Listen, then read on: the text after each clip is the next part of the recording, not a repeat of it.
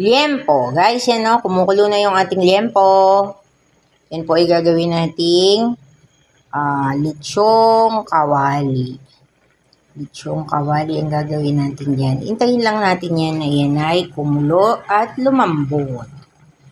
Siguro mga 30 minutes okay na yan.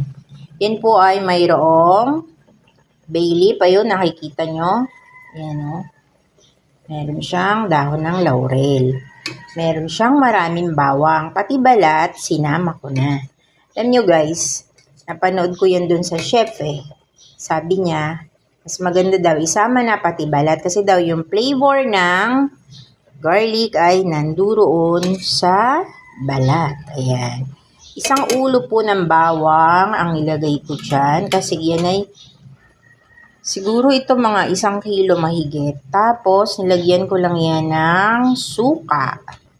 Suka, asin, konting patis, guys. Konti lang po, Yan yung mga pampalasa natin.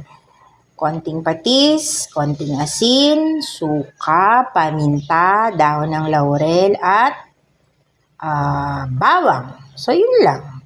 Tapos, yan, hihintayin natin siya mga 30 minutes, papakuluin natin yan. O, diba? Mahinang-mahina lang po ang apoy kasi itong nilagayan ko ay kasirola lang na manipis. Tatakpan po natin yan, guys. After 30 minutes lang naman, babalikan na po natin yan na yan.